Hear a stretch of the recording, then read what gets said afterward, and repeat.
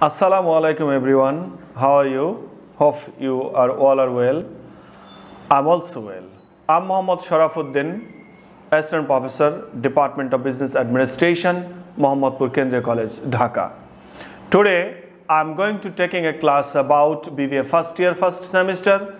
My course name is Basic Accounting and today's topic is merchandising operation. Today, I'm going to solve a problem about periodic inventory system. It will be the last class of this chapter. Now I'm going to discuss about the problem. At the beginning of the current session, the ledger of the village tennis shop showed cash 2,500, merchandise inventory 1,700 and NG Wilbert capital 4,200. The following transactions were completed during April. Instruction: journalize the April transactions using a periodic inventory system. প্রিয় ছাত্রছাত্রীরা, এখানে NG Wilbert নামক একজন লোক সে একটি ব্যবসা আরম্ভ করে। তার ব্যবসাটি হলো ভিলেজ টেনিস শপ। টেনিস খেলা সংক্রান্ত জিনিসপত্র সে বিক্রয় করে, ক্রয় বিক্রয়কারী একটি প্রতিষ্ঠান। তার এপ্রিল মাসে কিছু লেনদেন হয়েছে, এই লেনদেনগুলোকে আমরা জাবেদাভুক্ত করব, তবে সেটি পিরিয়ডিক ইনভেন্টরি সিস্টেমে। পিরিয়ডিক ইনভেন্টরি সিস্টেমে জাবেদাভুক্ত করার জন্য আমরা নর্মাল যে 9-10 বা ইন্টারমিডিয়েটে যে জাবেদা করেছি ওই জাবেদার আলোকেই তোমরা জাবেদা করবে, এখানে কোনো পরিবর্তন নেই। পারপিচুয়াল মেথডে যেরকম ছিল, ক্রয় রিলেটেড সমস্ত আইটেমগুলোকে আমরা মার্চেন্ডাইজ ইনভেন্টরি বলেছি, এবার আর সেটি বলবো না, এবার আমরা নর্মাল কাজগুলোই করব। আমরা বিক্রয়ের বেলায় একটি জাবেদাই আমরা দেব। তো first transaction April 4, April 4 purchased rackets and balls from Denton Company 740 times 3/10 net 30। আমরা ডেন্টন কোম্পানির কাছ থেকে 740 টাকা মূল্যের র্যাকেটস এবং বল ক্রয় করেছি, টেনিস খেলার সামগ্রী ক্রয় করেছি। তাহলে আমরা পণ্য ক্রয় করলাম, আমরা বাকিতে ক্রয় করেছি। বাকিতে ক্রয় করলে আমার জাবেদা হবে purchase debit 740, accounts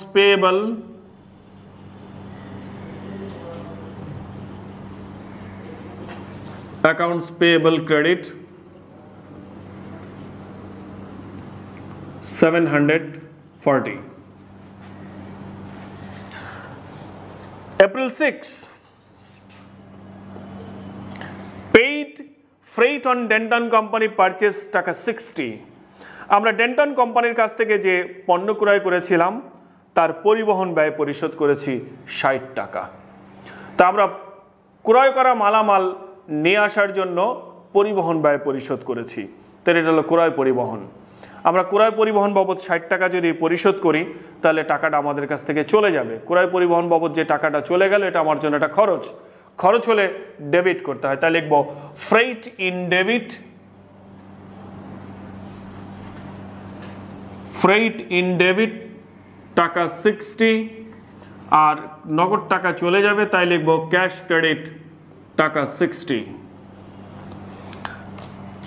8, sold merchandise to members টাকা 900 terms N/30। আমরা মেম্বার্সদের কাছে এই টেনিস শপের যারা মেম্বার রয়েছে তাদের কাছে আমরা 900 টাকার পণ্য বিক্রি করেছি। এটা শর্ত ছিল N/30, তার মানে হলো বাকিতে পণ্য বিক্রি করেছি।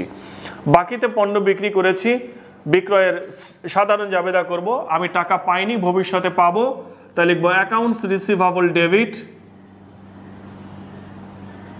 অ্যাকাউন্টস রিসিভেবল ডেবিট টাকা 900, সেলস ক্রেডিট, বিক্রয় করলে আয় হয় তাই আমরা সেলসকে ক্রেডিট করব। 10, received credit of 40 from Denton Company for a racket that was returned। আমরা ডেন্টন কোম্পানির কাছ থেকে 4 তারিখে পণ্য ক্রয় করেছিলাম, ওখান থেকে 40 টাকা মূল্যের পণ্য ফেরত দিয়েছি, ক্রয় করা মালামাল আমি ফেরত দিয়ে দিলাম, এটা ক্রয় ফেরত। ক্রয় ফেরতের জন্য আমরা জাবেদা করব। আমি যখন পণ্য ক্রয় করেছিলাম বাকিতে, তখন আমার দায় সৃষ্টি হয়েছিল। এবার যদি আমি পণ্য ফেরত দিয়ে দেই, তাহলে পাওনাদার আমার কাছে আর পূর্বের টাকা পাবে না, ও 40 টাকা কম পাবে, পাওনাদার কমে যাবে। দায় কমে গেলে দায়কে ডেবিট করতে হয়, তাই লিখবো accounts payable debit, accounts payable debit 40। আর ক্রয় ফেরত ক্রেডিট, ক্রয় ফেরতটাকে বলবো purchase return and allowance credit টাকা 40। এরপরে হলো April 11, purchased tennis shoes from newbie sports for cash 300। আমরা নিউবি স্পোর্টসের কাছ থেকে টেনিস শু ক্রয় করেছি 300 টাকার। তার মানে টেনিস খেলার জন্য আমরা শু ক্রয় করেছি, জুতা ক্রয় করেছি নগদ টাকা দিয়ে। তার মানে আমরা টেনিস খেলার সামগ্রী ক্রয় করেছি, পণ্য ক্রয় করেছি। ক্রয় করলে আমার ব্যয় হয়, তাই আমরা জাবেদা লিখব ক্রয় ডেবিট বা পারচেজ ডেবিট 300। এটি কিনতে গিয়ে আমার কাছ থেকে নগদ টাকা চলে যাবে, তাই লিখব ক্যাশ ক্রেডিট টাকা 300। 13,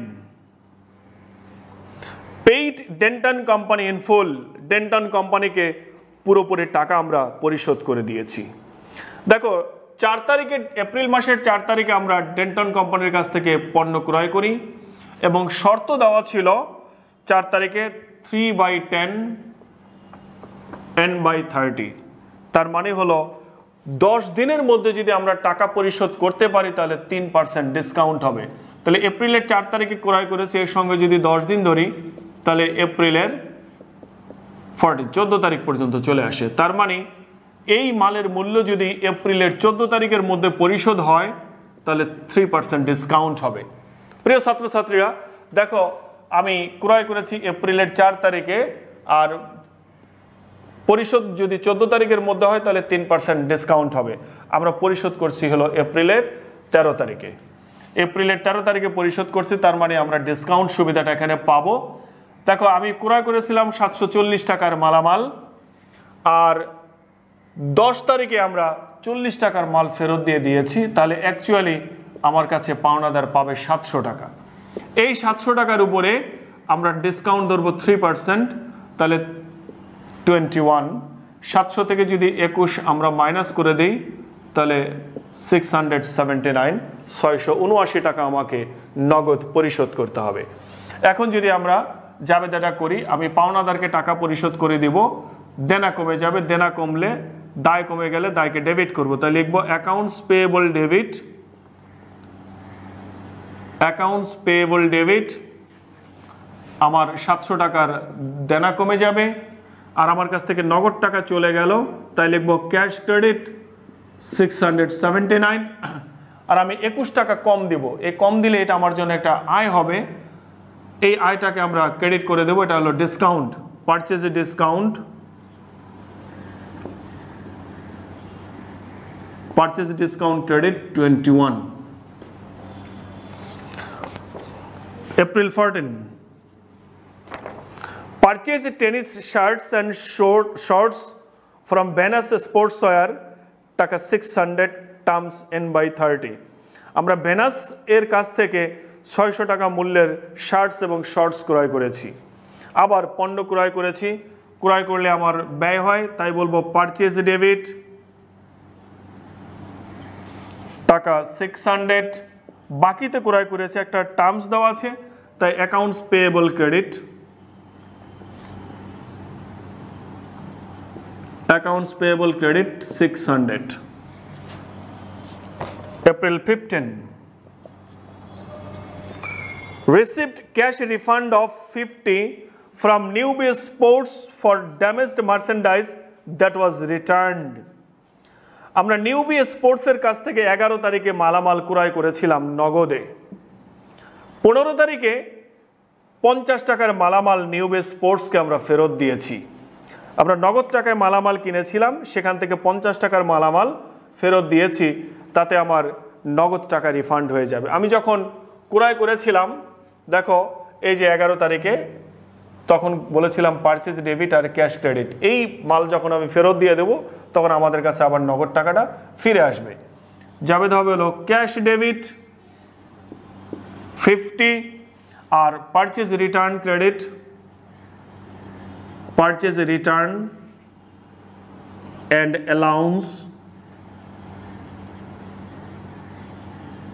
allowances credit 50. April 17, paid freight on Venus sports wear purchase টাকা 30। আমরা ভেনাস স্পোর্টসের কাছ থেকে 14 তারিখে দেখো মালামাল পারচেস করেছিলাম।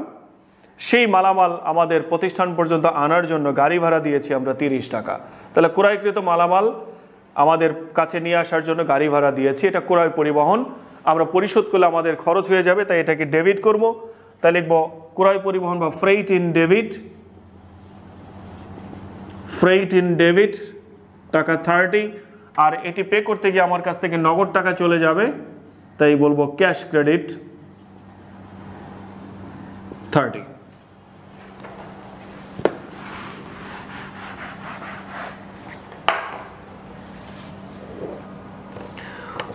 April 18,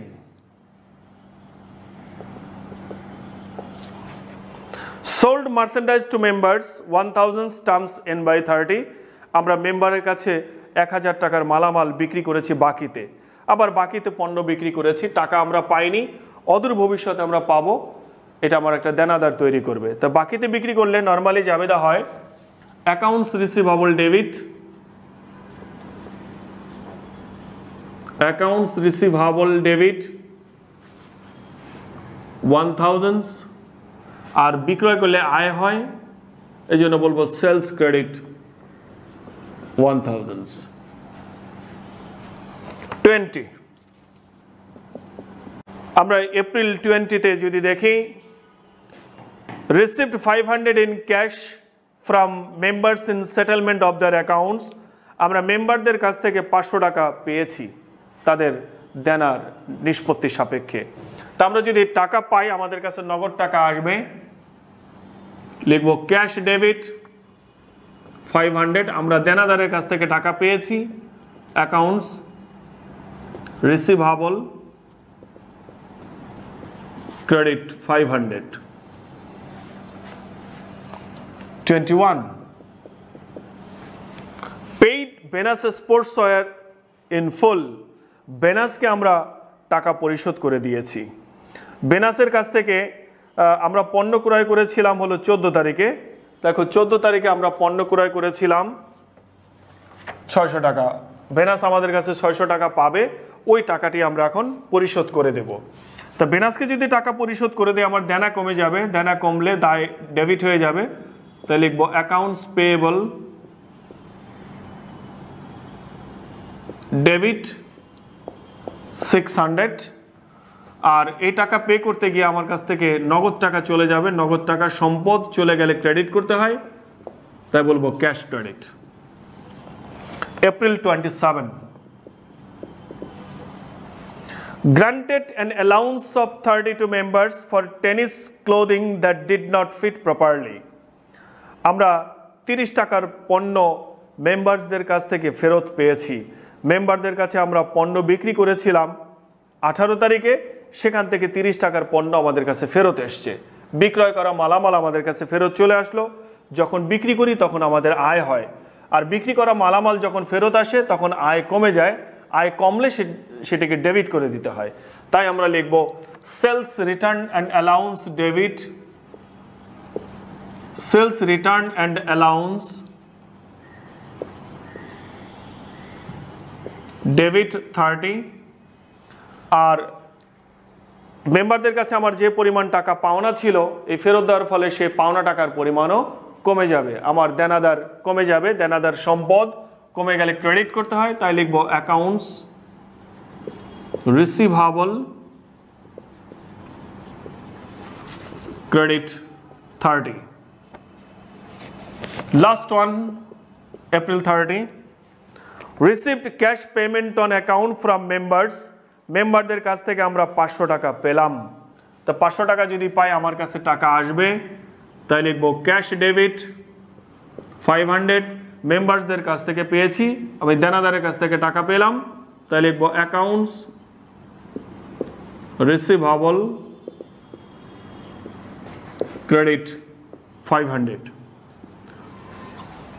প্রিয় ছাত্রছাত্রীরা আমার সমস্যাটি এখানে সমাধান করা শেষ হয়ে গেল তোমরা সবাই মনোযোগ সহকারে অঙ্কটি দেখে একটু প্র্যাকটিস করবা আশা করি কোনো সমস্যা থাকবে না সবাই ভালো থাকবা স্টে হোম স্টে সেফ আল্লাহ হাফেজ